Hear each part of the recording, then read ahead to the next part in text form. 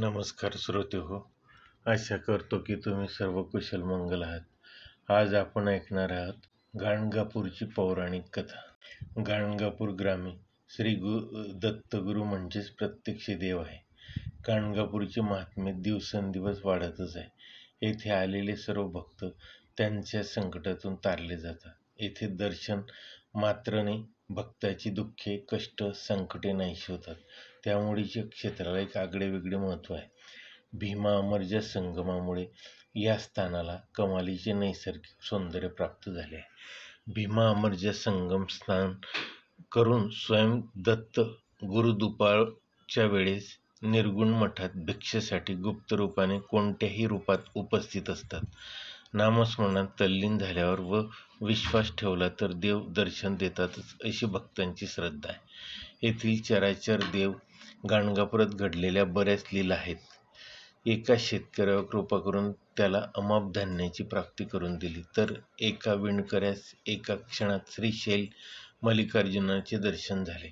औदुंबराचे शुष्क काष्टास पालवी आणली, तर तसेच अनेक चमत्कार येथे घडलेले आहेत. दत्त मंदिर गाणगापूर मंदिराच्या आत पश्चिमेकडील बाजूस विघ्नहर चिंतामणीची मूर्ती आहे. ही गणपतीची मूर्ती वालुकामय आहे. या मूर्तीसमोर एक लहान दार आहे.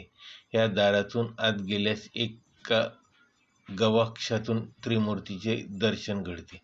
ही मूर्ती आसनस्थ आहे. या मूर्तीच्या आसनावर निर्गुण पादुका आहेत.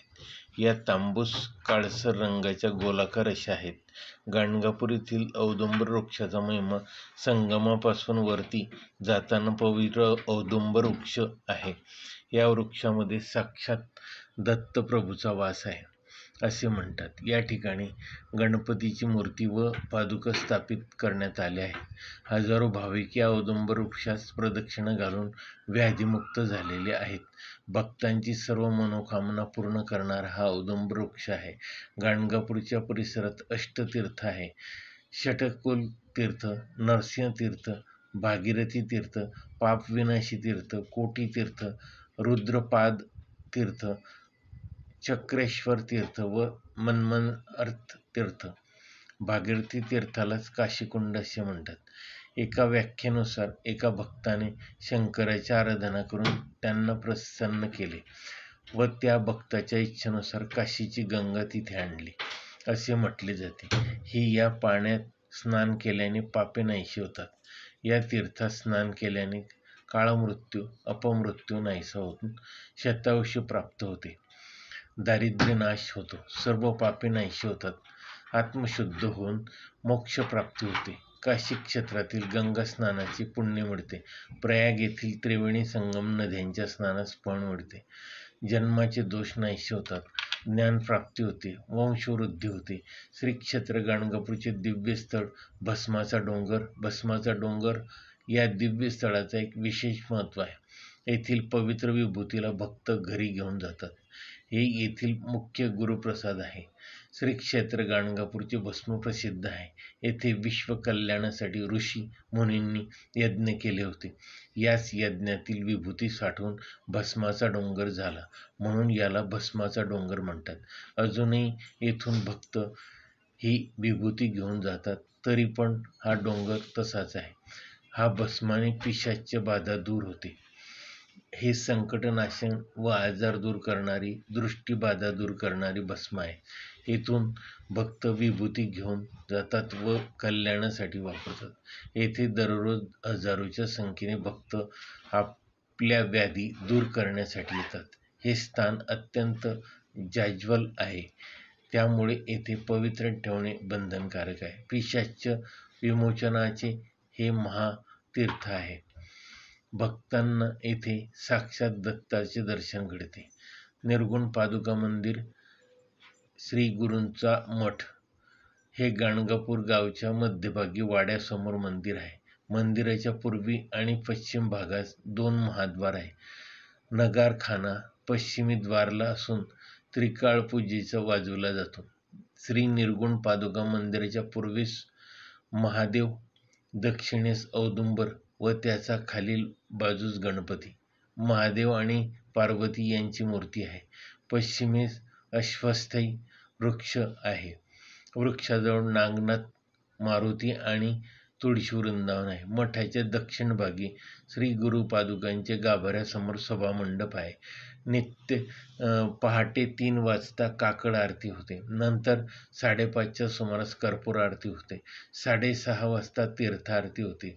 इथे पादुकांवर केवळ अष्टगंध व केशरी गंध लावतात. 12:30च्या सुमारास श्री दत्तप्रभूंना महानैवेद्य दाखवून आरतीचा कार्यक्रम होतो.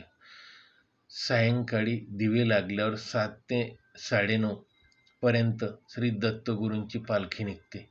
संध्याकाळच्या आरती झाल्यावर अलंकाराने सुशोभित दत्तमूर्तीला पालखीत बसवले जाते. मंदिराच्या भोवती 3 प्रदक्षिणा घालतात.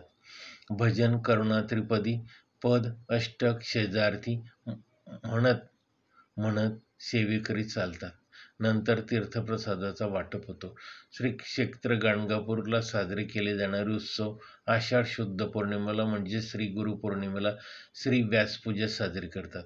भक्त मंडळी गुरुचरित्राचे पारायण संपूर्ण श्रावण महिन्यात करतात. भाद्रपद शुद्ध चतुर्थीच्या दिवशी म्हणजेच गणेश चतुर्थीच्या दिवशी श्रीपाद श्री वल्लभ स्वामींचा जन्मोत्सव साजरा होतो.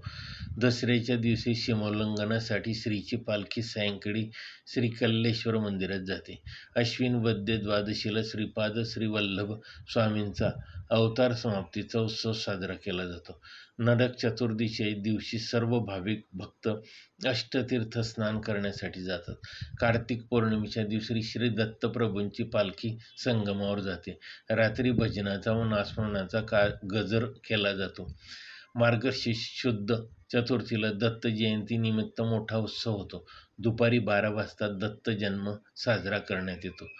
पौष शुद्ध द्वितीयेला नरसिंह सरस्वती स्वामी महाराजांचा जन्मोत्सव मोठ्या प्रमाणात साजरा केला जातो. माघ वद्य प्रतिपदा श्री क्षेत्र गाणगापूर येथे साजरा होणारा सर्वात मोठा उत्सव आहे. प्रतिपदेपासून चतुर्थीपर्यंत इथे मोठी यात्रा भरते. या दिवशी श्री महाराज श्रीशैल्यगमनात जातात. चतुर्थीच्या दिवशी श्री दत्तप्रभूंची पालखी रुद्रपाद तीर्थाहून पुनश्च मठात येते. आज आपण गाणगापूरची पौराणिक कथा शांतपूर्वक ऐकल्याबद्दल धन्यवाद. माझ्या या व्हिडिओला लाईक आणि शेअर व सबस्क्राईब करायला विसरू नका. धन्यवाद.